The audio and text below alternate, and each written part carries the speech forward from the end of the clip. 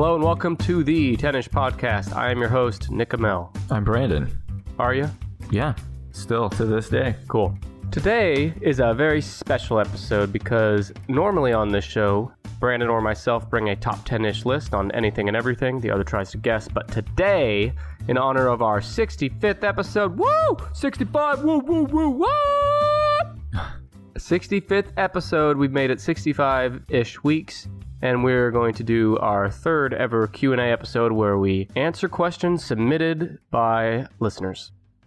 And despite how stupid you always talk about our listeners being, Brandon, we got some very... I've never said that. Intriguing, thought-provoking questions. I've never said that. I've never used those words. Which words are those? That our listeners were stupid. I've never intimated that. I've never implied that. I would never. Okay. Is this part of your... Are you in character right now? No. As the sidekick host? No. Oh, okay. What I was saying is we have so much to get to today. We had so many questions submitted. So again, what we're doing here is we asked our listeners on what? What we're doing here. We're answering questions. Well, I'm explaining where the fucking questions came from, Brandon. Okay. Jesus. Where did they come from? Did the people did they walk by my house and just yell the questions into my window? People don't know unless I specifically and excruciatingly detail it for them. Okay? Mm-hmm. The questions, they came from Twitter, Facebook, and Instagram, where you can follow us at 10ishpod. People submitted questions there. That's our pool of questions, okay? And the deal here is that Brandon has probably seen these come through here and there on... I've seen a few. I'm going to guess you saw them, forgot about them, right? Exactly. So in other words, Brandon has not, and neither have I. I mean, I compiled them into a list, but other than that, neither of us... I remember somebody asked about peanut butter again. Oh yeah, it's coming. So I'm preparing for that. Neither of us have prepped for these questions. They're all going to be answered off the top of our head. I meant emotionally preparing. For the peanut butter? Mm-hmm. I'm going to save that one for later because I could see that taking a long time to answer. We have a lot of peanut butter talk to get to. Let's start with a few softballs here.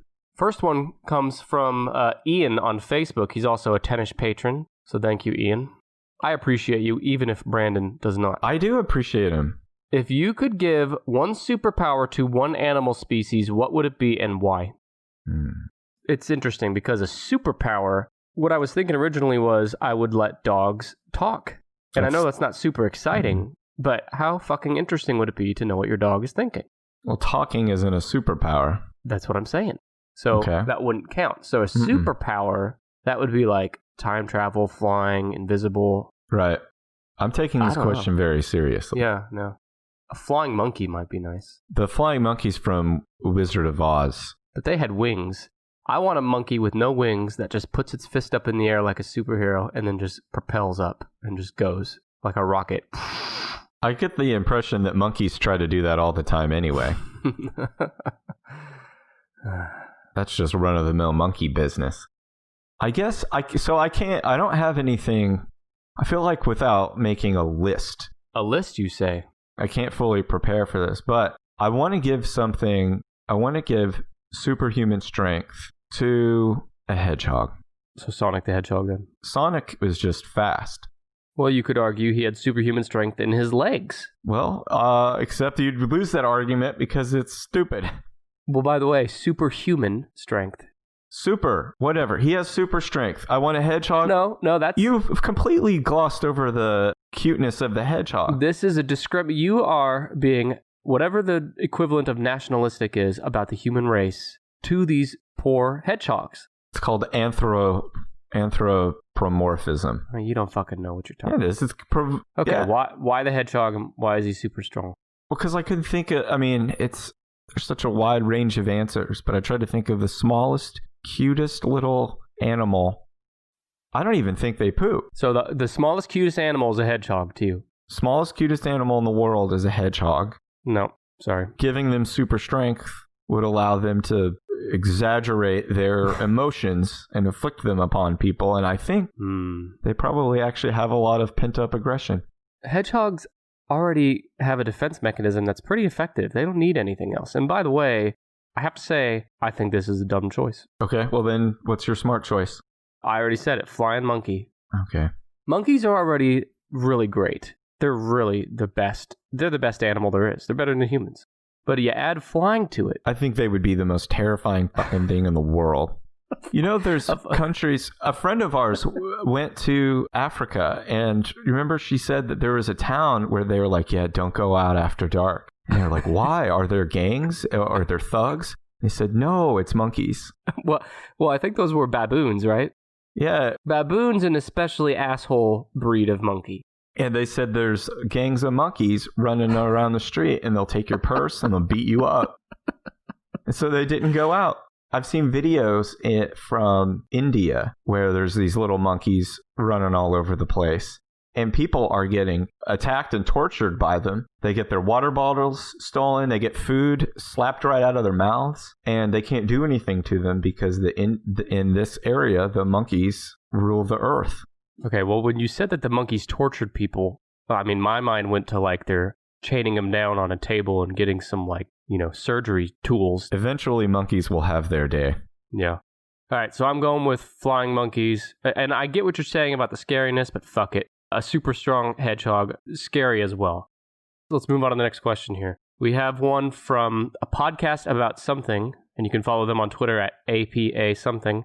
They said, when jamming out in your car, what's your go-to air instrument? That is a great question. I only play... I don't know if it's a great question. It is a great question. It's a question. No, I've been looking for an opportunity to talk about my air guitaring. Well, we're all very excited. And here we go. I only have 2 air instruments, the drums and guitar. I rarely played the drums. Well, yeah. What does anyone else do? An air flute? I mean, those are the only 2 instruments anybody's going to do. I have done some air brass instruments. I have done some air piano. I've done air bass. Air bass is just air guitar. I mean, it looks the same. No, it doesn't. Your hand is completely different. I'm playing with my fingertips rather than a pick. Okay, I didn't realize I was sitting here with a fucking music scientist. It doesn't take a fucking scientist to know that those 2 instruments are played differently. Okay, but when it's in air form, you playing with your fingers versus a pick, I fucking guarantee you no one's going to fucking know the difference if they're watching you. I absolutely guarantee you will know the difference. All right. Now. I tell our listeners to unsubscribe sometimes. Can you just fucking unsubscribe from the show as a host? Now listen, my air drum songs are Misty Mountain Hot by Led Zeppelin. Okay. And there's a very specific fill in Bohemian Rhapsody that I hit with the air drum every time. But my main air instrument is the air guitar. My air guitar prowess is at its peak when I am playing a David Gilmour solo from Pink Floyd. And it's because they're super long and intricate and they wail, but you have to be a fucking air guitar warrior to hang with David Gilmour. And I have put in the time. I've put in the, they say it takes like 10,000 hours to become an expert in something, to become like... You're a guitar expert like David Gilmour, got it. I am the air guitar equivalent of David Gilmour. I'd like to tell a podcast about something to never submit a question again if this is the kind of shit I have to listen to Brandon talk about. I never get to talk about it. The only person who has regularly seen and been impressed by my air guitar skills is 6 years old. By the way, air guitaring while driving is not safe. Sometimes worth the risk. The only song I ever listen to is the Tennis Podcast theme song on repeat all day, every day. And I like to do an air... I think it was probably made with a computer. Yeah. Air computer, keyboard, and mouse. Yeah. Are you satisfied with the air instrument discussion? Or do you want to spend more time going over what other music legends you compare yourself to? That was the complete answer. Okay. Kent from Facebook wants to know, what was your greatest fear when you were between the ages of 5 and 10? Vampires. Really? Yeah. Well, how old were you when you first read Dracula? Probably like 8 or 9. Okay, so is that where your fear was born? Well, and before that, I had seen them in movies. I mean, the honest answer is that of all the scary things that were out there, vampires scared the shit out of me because they just look like a goth person until they open their mouth, and then it's full of animal fangs. Well, it depends on the vampire. There's different styles of vampire as we've gone over. The Nosferatu style. He just looks fucked up from the get-go. It's interesting that the vampire that's almost 100 years old is scarier than all the modern vampires. Yeah, he looks like Gargamel from the Smurfs. He does. With saber-tooth fangs. Yeah, better ass, though. I have to say, I don't recall really ever thinking about vampires between 5 and 10. Off the top of my head, and I've told this story on this podcast before, I think, but when I was 8 years old, I went to a slumber party for a birthday. I'm a big horror movie fan now. I was not when I was 8 years old. And I was in a room and I watched Chucky, Child's Play, for the first time. I was in a room of a horror fanatic who had life-size Chucky dolls all over the room. And so I remember that affecting me greatly for many months after that. What a puss. And my second biggest fear was being stuck in a chair talking to an old man about what air instruments he's best at. I was also scared of dogs. Oh, yeah, I think you... That's true. I was scared of dogs until I was like 16 years old. Well, somebody's dogs like pinned me and scared the shit out of me for like days on end. Did you steal his bone? No, I just existed where he didn't want me to. Okay, well, me and that dog have something in common. I had some trust issues with dogs until I hung out with a dog all the time, yeah. Do you recall what kind of dog it was? It was like a white collie shepherd mix of some kind. It was like a mid-sized white fluffy kind of dog. Okay. You never made up with the dog? No, I think I was 2 or 3 when it happened. So I don't really remember. I just kind of remember an image of this dog that, looking back, I'm like, that's not a scary dog. But when you're 2 or 3, this thing looks like one of the dire wolves from Game of Thrones. It was probably like a Pomeranian or something. Yeah, it was small, but when you're little. Anyway, it happened at just the right time to like rewire my brain where dogs were bad and scary. And it took a while to get over that. Yeah, now you know that dogs are the best thing on Earth. We're going to get into 4 or 5 questions here specifically about our show. You ready for that? I'm ready for that. Take off whatever lying bullshit hat you've been wearing the last few questions and put on your honesty hat now, okay? Okay. From Bumps in the Night podcast on Twitter at BITN podcast, they want to know, what was the idea behind the conception of the 10ish podcast? I don't have a very exciting answer for that. No, I don't have... I guess the short version of the boring answer would be that we wanted to have some kind of conversation and make a podcast out of it. These lists are something that would come up in conversation from time to time, like even before we talked about this, just as a way to like entertain each other, usually when like traveling for work. And that idea came up as an option. And it's probably the best of all the sort of options that we explored. Yeah, Brandon and I do work together for a number of years now, so that's how we met. And another reason we went with the 10ish podcast is because it was unique. It wasn't something being done a lot or at all. Alex on Facebook wants to know, growing up, what was each of your dream jobs and what specific mistakes can you identify that caused you to settle on podcast hosts? Oh, shit. I'll amend his question with, I think he meant settle on podcast host and sidekick podcast host, respectively. I had a pretty grand scheme when I was a kid of becoming an astronaut. Mm-hmm. Almost nearly every decision I made after decide I wanted to become an astronaut was the wrong decision toward becoming an astronaut. Well, why did you have to scheme to be an astronaut instead of just planning to do normal astronaut training? Because I knew I wasn't qualified. No, I really did want to be an astronaut. I don't know why I'm even about to ask this. Did you ever see the movie Space Camp? Nope.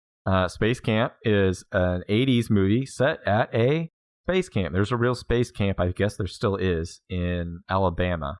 In the movie, these kids go to space camp and they get on the space shuttle, and the kid's robot pal hacks the NASA computer and sends the kids into space while they're I'm just supposed to be at camp. I hate when my robot pal does that to me. Anyway, I wanted to be an astronaut, and we sent away for information about space camp.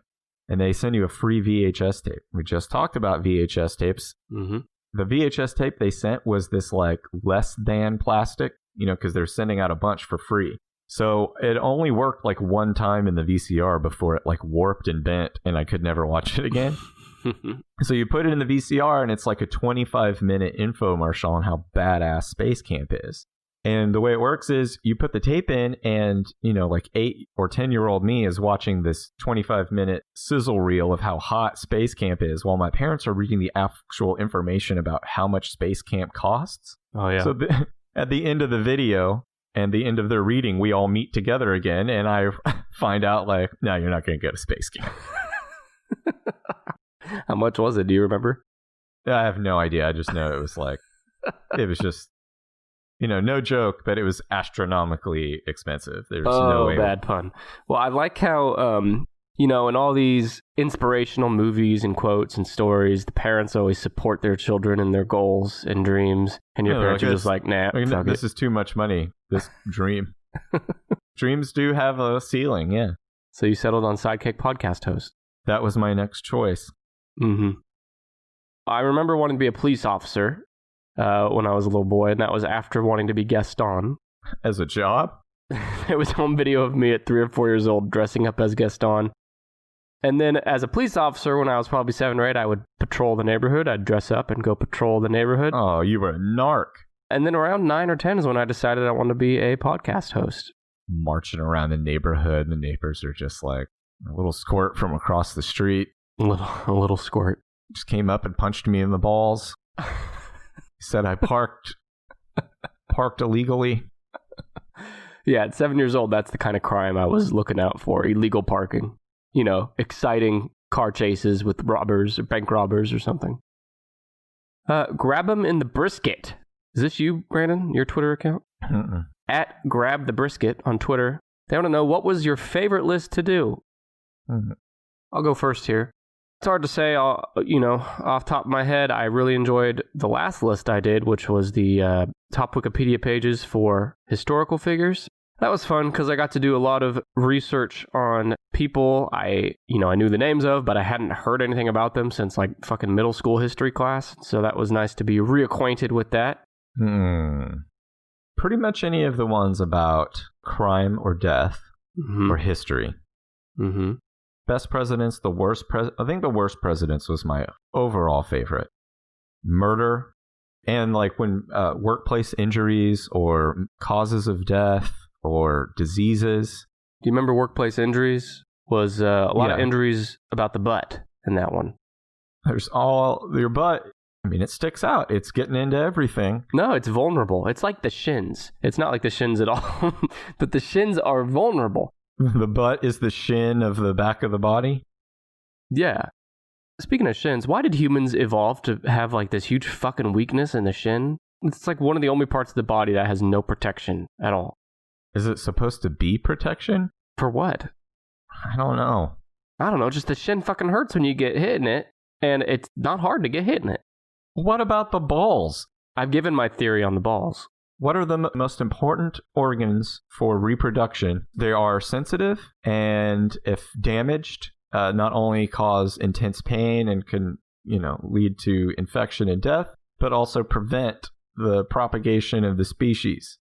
What's the most secure way we can get these things on the body? I've got an idea. Stick him right between the two things that he runs with. And you know that little helpful cage we put around his other organs to protect them? Don't put that on there. Just let him hang loose. Just give him elbow skin as protection. The ball should really be in the body, but the winky is still out, right? We don't want a winky that's in and then comes out like a dog. You want one that comes out when you blow really hard on your finger. It God. We don't want that.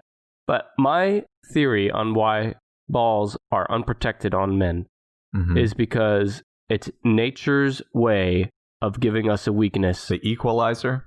Yeah, and I'm no evolutionary expert, but that's my, semi-serious.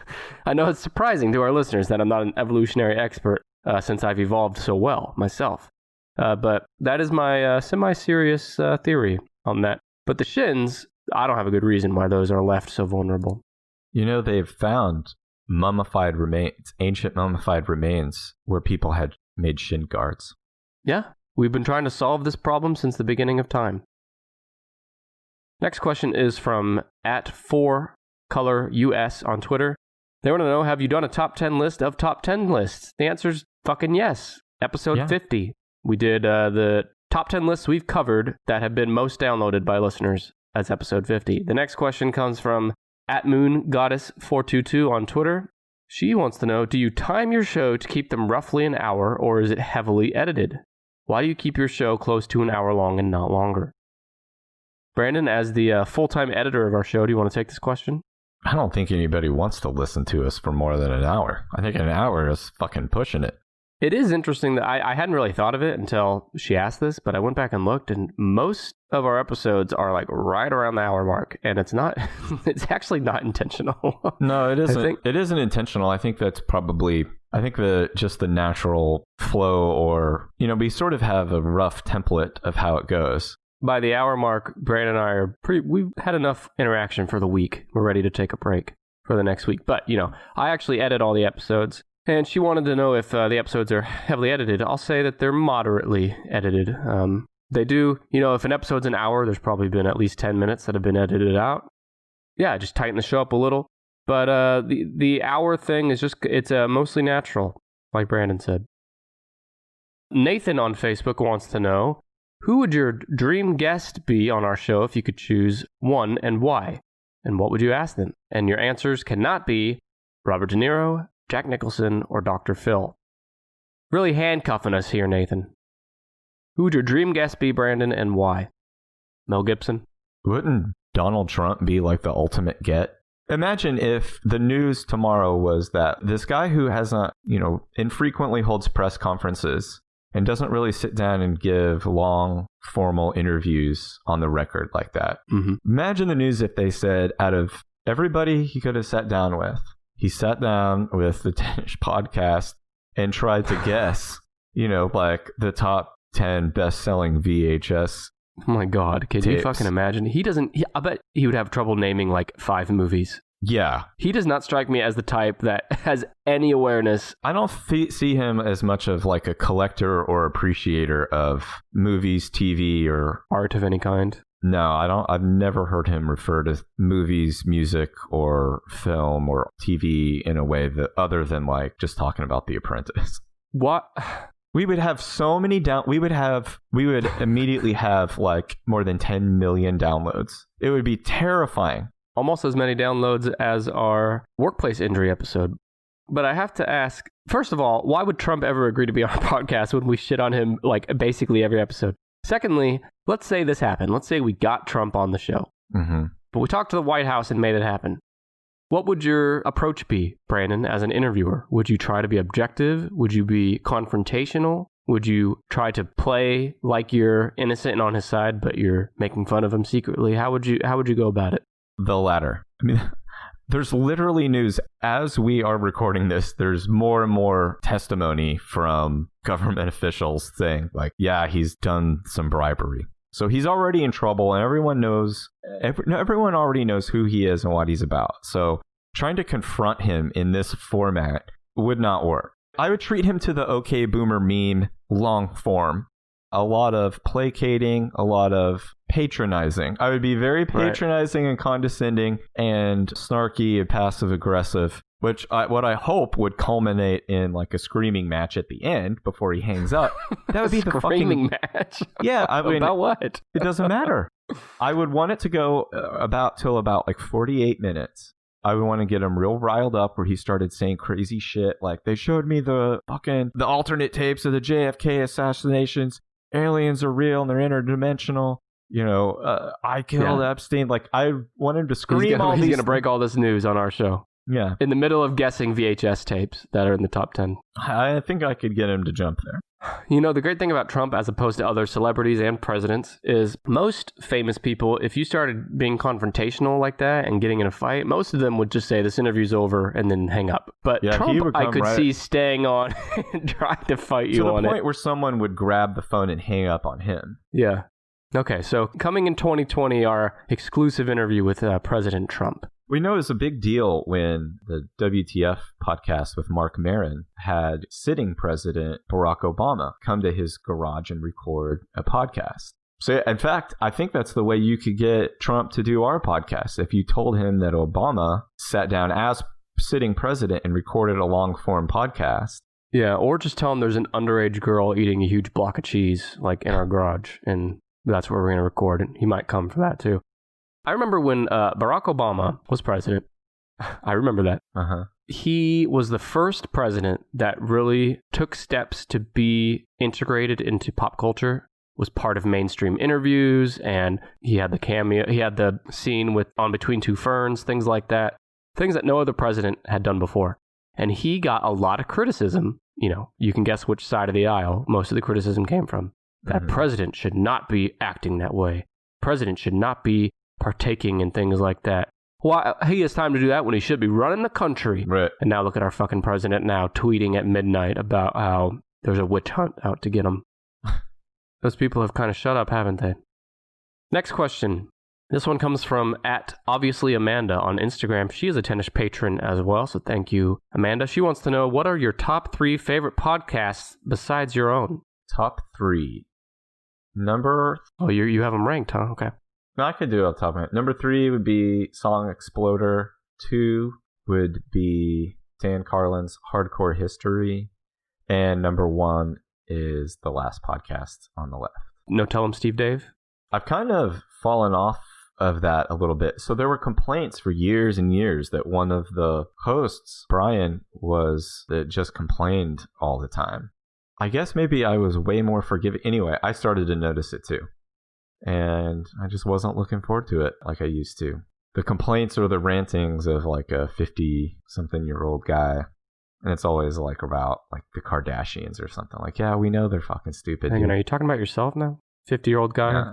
I don't gripe about the Kardashians. I mean, everybody knows they're stupid. Like, what new do you have to say about No. the Kardashians? You gripe about the important things in the world, like the trailer hitch on the back of pickup trucks. Not enough people are bitching about that. I've got to take up the space. Mm-hmm. Yeah, you're right. Market's wide open for that. Okay. My 3 favorite are... I have my 3. I'm trying to figure out how to rank them.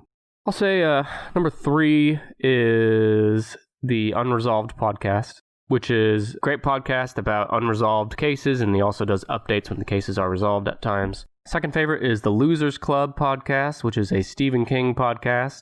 That is a must-listen for all King fans, I think. They have a super analytical eye to both the books and the movies and TV shows.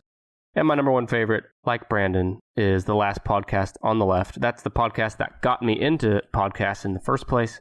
Brandon, how do you feel about the news that just dropped? As we're recording, it was dropped yesterday that The Last Podcast boys are going to be Spotify exclusive starting in a few months here.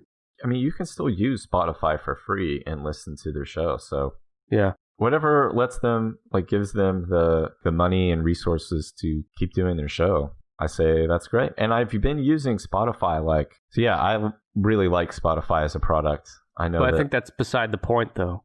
I think so. Here's my take. I have mixed feelings. One, I'm like you. I support the Last Podcast guys. Whatever can get them the best deal and the most money, I am happy for them and support them. But on a personal level, I do think it sets a concerning precedent that, the big podcasts going forward are going to become exclusive to different podcast players. What it means is that starting in 2020, to listen to The Last Podcast on Left, you can only listen to them on Spotify or their Patreon. But Brandon, what if that's a Spotify exclusive and then Hardcore History becomes a Stitcher exclusive? Now you have to have 2 separate apps to listen to just 2 different podcasts. So not the end of the world. These apps are free, whatever. And again, I support the guys. I don't want to see a trend where, this time next year, I have to have 6 different apps to listen to my favorite podcasts. So that's the only thing I'll say. If Spotify wants to throw me some money, I'll get their logo tattooed on me somewhere. Thanks for that very analytical response. Mm-hmm. So the next question comes from Ivan on Facebook. He wants to know, what is a pet peeve you have of other podcasts? Pet peeve about other podcasts. I guess I don't really have a pet peeve. Podcasts are one of those things where if I start to get a little bit annoyed, I can just not listen. And so I don't really but what are those things that would get you to stop listening? Like, let's say a podcast is really good, you enjoy the hosts, you enjoy the content, but there's just one thing that says, man, I really like this show, but I can't keep listening. Well, like I was just saying, this variations on a theme. This guy has a different gripe every week. Some people keep enjoying it, and that's cool, but I didn't, and I'm not crapping on it. It's just not my thing at the moment. I think that's the big deal is I don't know, sometimes something might annoy me and other times it wouldn't. Sure. All right, I'm going to move on. The next question. We're getting out of podcast land and returning to one of Brandon's favorite places, Pokemon land. Brandon, the Up All Night podcast asked us on Instagram, do you have a favorite Pokemon? And if so, which one? I think we might have done this question before. I've done this question recently on the way to school. Oh, good. A first grader asked me this. He's asked me at multiple mornings, so I have multiple different answers. So I'll give you the most recent one. It's Pikachu because he's the cutest, and also the only one I can reliably remember. Pikachu is cute. There's no doubt. Absolutely. We can all agree, but he's not the cutest. I also kind of like Psyduck.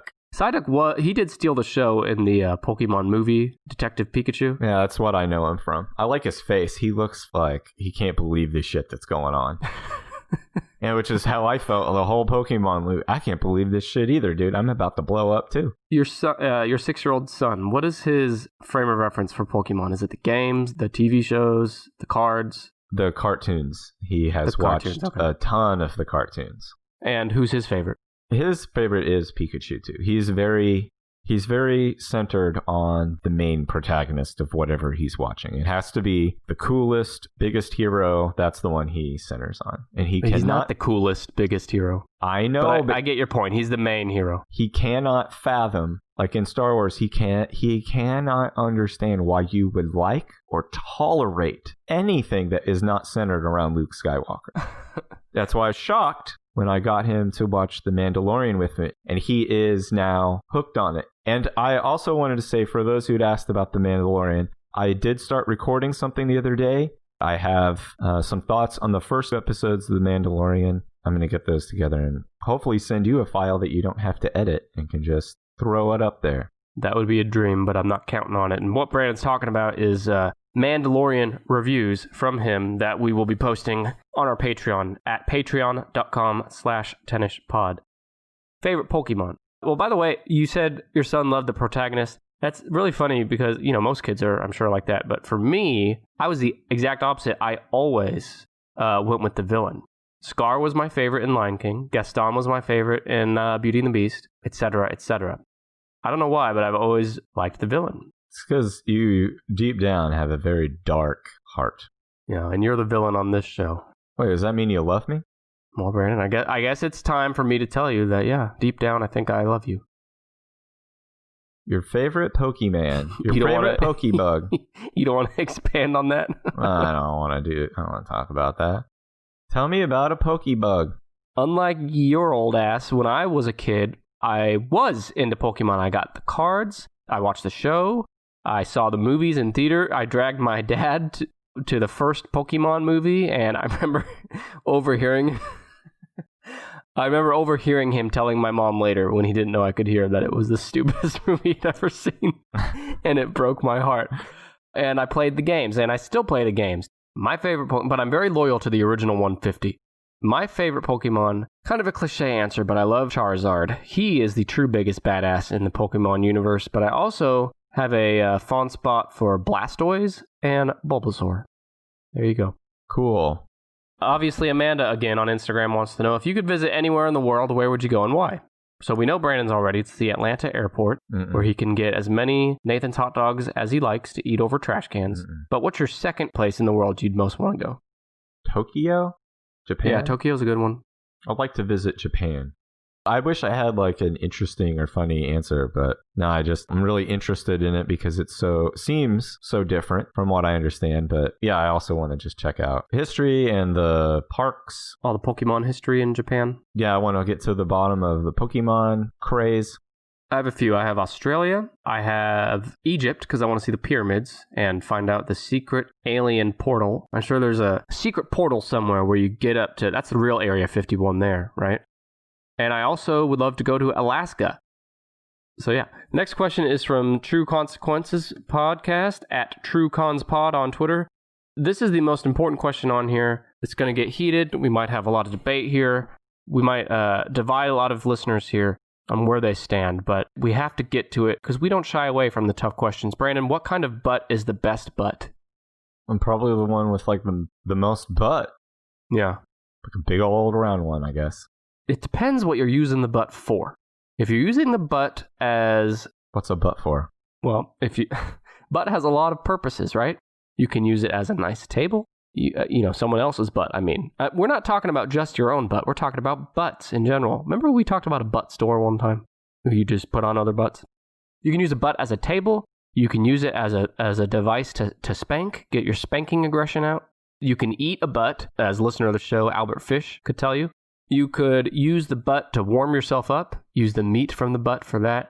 You could build a home out of butt meat, perhaps. We can't rule it out. I mean, I think you could if you had the science behind it. And of course, you can use the butt to sit with your own butt. So all that, there's different answers per butt. I think generally speaking, like the best catch-all answer is you want a nice meaty butt with a lot of meat on it, a lot of fat on it. You don't want a skinny, buttless butt because that, you have trouble sitting, not enough meat to eat or cook or wear or build your home with. That's my take on butts. That reminded me, or you mentioned it. Albert Fish talking about eating a butt. Mm-hmm. Would you be interested of hearing the letter that Albert Fish wrote to the mother of the... I've heard the letter, or I've read the letter, but we're having a good time here, and you're about to bring it way down for our listeners. So. Really? Would that bring it down? It's fucking sad as shit. He's talking about eating a child's ass. That he sends that to the parents of the child. That's how they find out their child's dead. Oh my God. All right, you can read a few sentences here. No, this is something now we have to do offline when we show our true selves. You got to read it now. I mean, we talked about it. No, I'm not going to. You're not going to do it? No, I'm not. Okay. Yeah, anything else on butts, Brandon? Do you agree with what I said, generally speaking? I'm just still of the opinion, like, best butt, big old butt. Yeah. I think, generally speaking, we're in agreement there. The Haunted Ride @HauntedRide on Twitter. They want to know, if you have to pick a dinosaur to be stuck on an island with, which one would you pick? Interesting question. I know mine. The long neck, what is it, Brachiosaurus? Yeah. I'll tell you why. Are you afraid that you would be stomped? Well, that is a concern, but I think that's less of a concern than like being hunted by, a velociraptor or a T-Rex. The long neck doesn't eat meat. You can climb on him, ride him like a giraffe. And also, when he or she dies, inevitably, I don't know how long they live. How long do they live? Probably a long time. Okay, well, when they die, you got a lot of dinosaur meat to work with there. As opposed to like a cute little dinosaur. I would pick, I don't know their names, but those kind that like they hang out by the water and they have a duck's bill and like a huge stick on the back of their head for some fucking reason.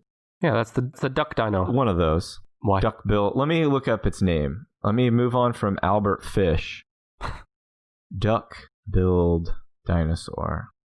Probably a few of them. Oh, there's hadrosaurs are the group of them. This is great.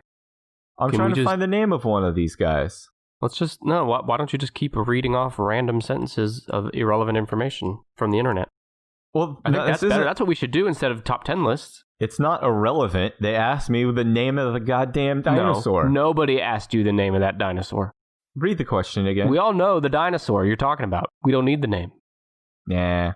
I'm going to move on. I can't find it anyway. The guy, one with the duck bill and the thing on his head. Yeah, we got it. @SpookyStuff_pod on Twitter wants to know, which of us, Nick or Brandon, would survive longer if hopelessly lost in the wilderness? Wait, which one of us would survive longer? Probably me. I've seen more episodes of Survivor Man. Well, you're making assumptions there. Have you seen one episode of Survivor Man? No. But, I would just go to the grocery stores and the hospitals they have in the wilderness, I'm sure, and I'd just survive there.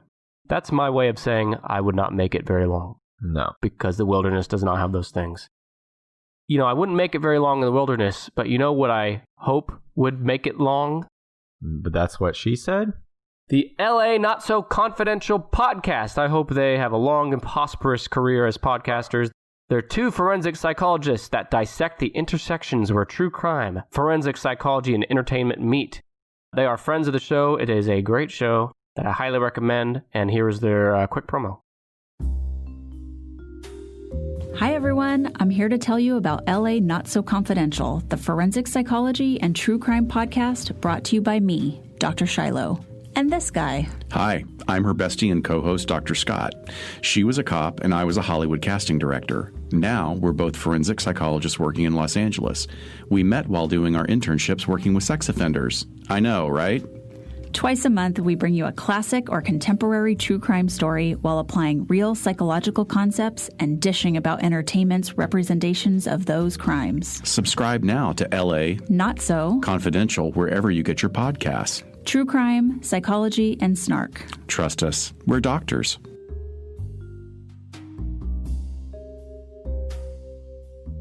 That's the LA Not So Confidential podcast. They also sent in a question on Twitter. They said, what case got you into true crime? Because they know we're true crime fans.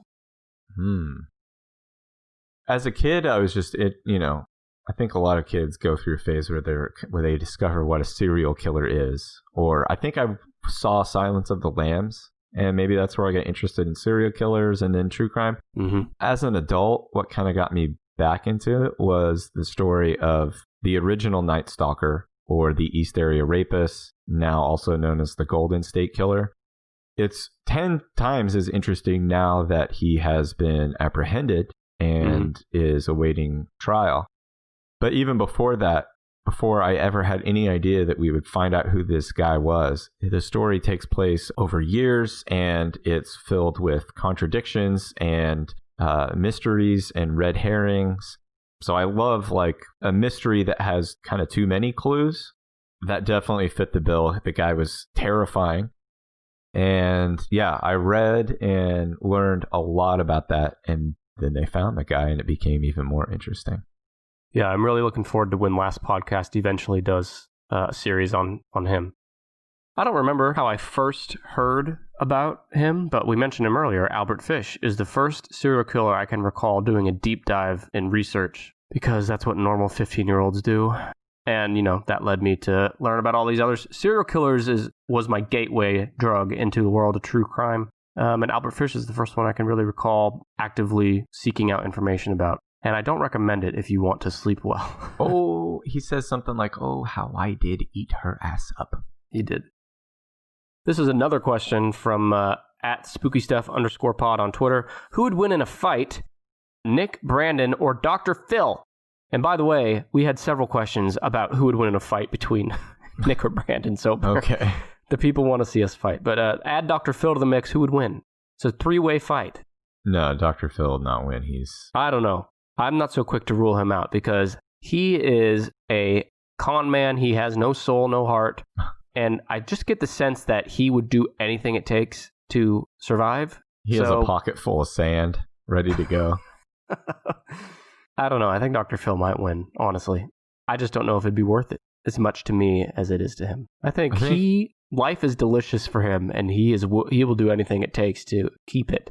I'm not sure what it would take for either of us to fight anybody, let alone start fist fighting each other. I would assume it would be some sort of post-apocalyptic scenario in which we're fighting over the last moldy loaf of bread. Think you and I are still going to be in regular contact when post-apocalypse happens? Well, when everybody gathers in the center of town for the daily mass execution and someone throws out a loaf of bread, we'll probably run into each other. Yeah. And Dr. Phil will be there too. He'll still be wearing his gold watch in the post-apocalypse. He'll be wearing a black hooded mask, carrying around a big ass axe. Oh my god. Who's first on the block today? Okay, that you morphed into a Muppet character there at the end with the laugh. That's my Phil laugh. Our friends again at Grab the Brisket on Twitter want to know, do either of y'all cook or barbecue? I mean, I like to eat barbecue. I know I thought about getting a smoker, but no, not yet. Maybe I need to look at one of those. Traeger smoker grill combo things. This is the dullest 30 seconds of my life. Well, I mean, I answered the question put before me. How am I supposed to dress up? Do I like to smoke them meats?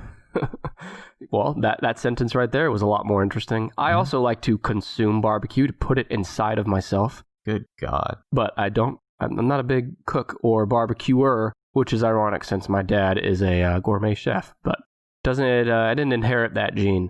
From the_real_Joey_Gallo on Instagram, we're getting into the hot dog questions. You had to know they were coming. Brandon, this one, I think he meant it specifically for you. What is your favorite brand of hot dogs? Do you remember what the restaurant was in the Atlanta airport? I think it was a Nathan's, right? Jesus Christ. I mean, the honest truth is, I don't really like hot dogs that much. I guess, like, Ballpark. You've lost a taste for them since Atlanta? Yeah. If I'm at a ballpark, like an actual ballpark, like a baseball park. Baseball airport? I go for the bratwursts. You know, I take it back. This is the dullest 30 seconds of my life. Again, people are asking about the fucking hot dog thing still. They're going to get exactly what they ask for. A boring-ass answer that I don't like hot dogs. Hashtag hot dog Brandon. Let's get to something much more exciting, much more interesting, much more important and significant to the future of the human race. This one comes from APA something on Twitter. If all water was turned into peanut butter, fucking hell, what brand would you want it to be? And would it be chunky or creamy? And would you still cook your hot dogs in it? So the last one's for Brandon there. I'll take the first one and the second one. So for those new to the show, Brandon loves to talk about the scenario where if all water on Earth, if all water on the universe was replaced by peanut butter, so the water in your faucet, the water in your pool, the water that makes up your saliva, all of it, it's all peanut butter now. And I have to say, I mean, Skippy, that's the best peanut butter out there. Creamy. I don't want the chunky peanut butter. That would be dangerous because if you have chunky peanut butter that's now your saliva and you have chunky peanut butter coming out of the faucets, or you try to, take a bath in chunky peanut butter, it creates a lot of complications that creamy smoothness could really help. Yes. And I would argue that the chunky peanut butter would also not be good for lubricant the same way that a creamy would. Peanut butter would not be good for a lubricant based on the fact that it's peanut butter. But Brandon, this is not something we have a choice in. This is an alternate universe where peanut butter is water. You don't think anything of it. It's all you know. It's all you've ever known. When you were born and they cleaned you off at the hospital, they didn't use any sort of water. They used peanut butter. When you wash your hair, you put the shampoo in, put your conditioner in, and then you rinse off with peanut butter. This is what you know. It's not weird to you. Well, and okay, would you agree that it should be creamy, right? I like Jif. Okay. I like Jif. Creamy Jif. And I like the omega-3 with the extra omega acids. That's fine. But the question about who would win in a fight and what would cause us to fight, this might be it. Skippy versus Jif. And Brandon, would you still cook your hot dogs in the peanut butter? I mean, you'd have no choice. I don't even know where to start with that. I don't even know where to start with that question. I'm not cooking hot dogs. I'm not using peanut butter. So if peanut butter is the replacement for water, are people at home for their own eating enjoyment boiling hot dogs? Yeah. And you just boil it in peanut butter instead, yeah. People would figure it out. We figured out how to get to the moon. We'll figure out how to boil a hot dog in peanut butter. We cannot get to the moon with peanut butter as water. Well, we did. The spaceship would fucking explode because of some kind of scientific reason. They'd figure it out. Humans would have evolved to adapt to the peanut butter requirements that the world has in this scenario. No. Do you think humans just would have never figured it out? Humans figured out all this shit with water and everything else. And they'll make it happen with peanut butter. One more hot dog question from Spooky Stuff Pod. Would you rather eat 50 10-pound hot dogs or one 50-pound hot dog? So 50 1-pound hot dogs? 10-pound hot dogs. 10-pound hot dogs. Okay, hold on a second. 50 10-pound hot dogs. Or, what was the alternative? One 50-pound hot dog. So my choice is between eating 500 pounds of hot dogs or 50 pounds of hot dogs. And well, the 10 must have been a typo. They must have meant 50 1-pound hot dogs. So let's just say that. Even a 1-pound hot dog is a fucking enormous hot dog. I think you could do it, Brandon. Let's correct it. Let's put things on an even playing field. Say it's 50 1-pound hot dogs or one 50-pound hot dog. I don't even like hot dogs that much. Brandon, no one's buying it. I'd have to say the 51-pound hot dogs because if you mess up that one 50-pound hot dog, you got a lot of messed up hot dog to eat on. Yeah. And there are a lot of eating that would just be the innard of the dog. Oh my God. Which is gross. Absent bread or condiments. Just a big hunk of like cooked inside meat. Would it make it easier if we rolled out a trash can for you to eat over? Would that make it easier for you to feel like you're at home, get through it? Okay. You know, being forced to eat a bunch of hot dogs could be an Olympic event, perhaps. On_pointless on Twitter wants to know, what Olympic event would you least like to be forced into doing? Every one of them is just a different, like, it's just, what way do you want to get hurt or embarrassed? The easiest one for me to not get hurt would be, 100-meter dash. It would be over so fast. It would, in like 10 seconds or something, I would just be embarrassed and I could go home.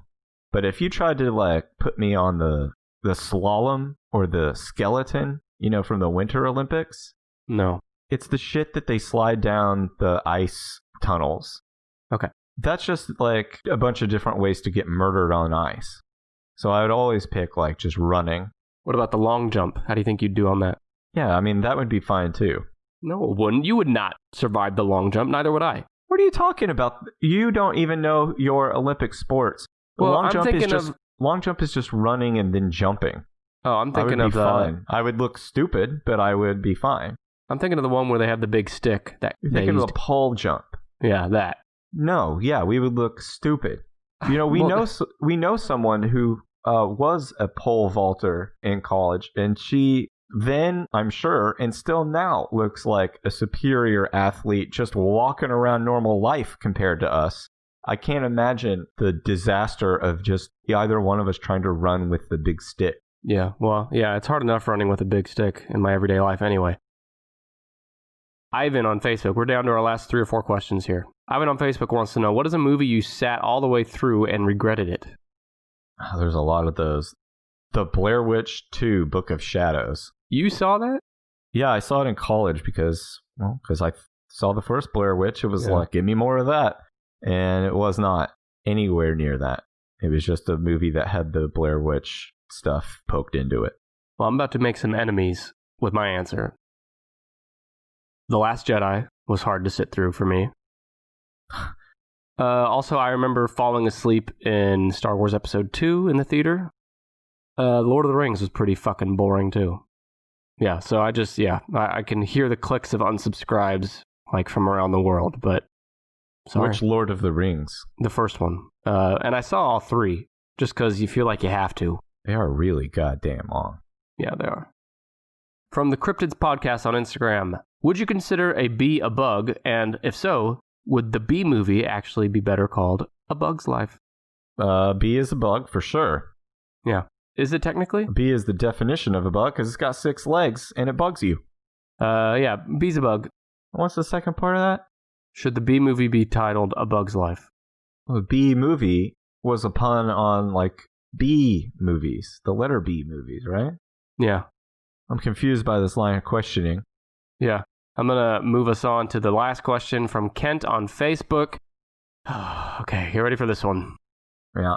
What is 97643.5432 divided by 6? No calculators, and don't even think about faking it on the podcast, because I know when I hear it, and no one fakes me out. If you fake me out, you best watch your back. You've been warned. I guess read me the number again. Let me do my best. Without calculators. Yeah. What is 97643? So I guess that's 97,643.5432 divided by 6. And don't fake him out. Okay. Are you doing this too? No, I mean, what is 3? I don't even remember how to do this. 1 times 9. Yeah, it is weird how you forget like very simple. 67. How many times does 6 go into 67? 11. But I don't have room to write an 11. 67. 97. I don't know. Calculators were invented. There's no. This isn't. I'm not Pythagorean or Galileo or Kid Icarus or one of those early mathematicians. Kent on Facebook, you're just going to have to live without the answer to this one. Brandon, we got through all the questions we're going to have time for today. We did get a few more that we didn't have time for, but we will do another Q&A episode in 20 weeks on episode 85. So Thanks to everyone who submitted, and we're going to close out today with a few Apple Podcast reviews. Oh, good. Oh, good, he says. I do like these. These are always either complimentary or bizarre. The first one comes from Big Worm Daddy. Worm is spelled with an E. Big Worm Daddy. Mm-hmm. Something unsettling about that. They say, great concept and very well executed. Nick, clearly the show's host in his own mind, and sidekick host Brandon, also with a microphone, make the subject entertaining. On my list of top 10-ish podcasts about top 10 lists, 10-ish is somewhere in the top 10 or so. Thank you. On his or her list of top 10 podcasts about top 10 lists, we're in the top 10 or so. So pretty mild praise. Thank you, Big Worm Daddy. Mm-hmm. That was a review. That was a review. Cryptid Gal says, love listening to them and getting knowledge on a wide range of topics. Joyous! Smiley face. Joyous? Smiley face? She's saying that we're joyous. This gal is saying we're joyous. So I have to say that of the two reviews, I put them both in the top 10 or so. Big Worm Daddy. Was that your nickname in high school? I think that's Garth Brooks' screen name. Oh, fuck. Garth Brooks, listener of the show. Well, if you want us to read your review, you can go to Apple Podcasts and rate us 5 stars and review us. We'll read it on a future episode. Brandon, I'm exhausted. All this great answering we've been doing. Garth Brooks lives around here, you know. We could kidnap him. We could get him on here. Oh, right. Get him on here. Yeah, we could do that. I think, something less interesting about Garth Brooks on our show than President Trump, but maybe we'll do a poll, see who the listeners would prefer us interview and confront. Maybe. What would we confront Garth Brooks about? From what I can see, his social media presence is pretty corny. I think we could just eventually goad him about being a baby boomer, and that would be enough. He's one of those guys who, around the time he reached 45 or so, he realized the separation between his face and his neck was gone forever, and that Wow. unless he carved a chin into his face out of a goatee, that people would never be able to recognize him as anything but a bullfrog. These are some hot takes I was not expecting here this late. You're really going after Garth here. Isn't that something that, These are personal attacks. big fat dads are like, Oh, wow. there's no difference between my face and my neck, Oh, my God. except on account of this goatee I'm going to stick on here so you know where one stops and one ends. I call it the Garth. He looks like a thumb with a little beard painted on it. Holy shit. All right, we're going to end there. That was all Brandon. I took no part in that. I'm agnostic on the fat dad neck face goatee discussion. We want to thank everyone for their questions and for listening. We'll be back with a normal top 10-ish list next week for episode 66. Brandon, I'll have the list next time. By the way, we haven't even mentioned it yet, but tomorrow here in the States is fucking Thanksgiving. So yeah, happy Thanksgiving and shit, I guess. Oh, crap. Thanks for listening and goodbye. Bye.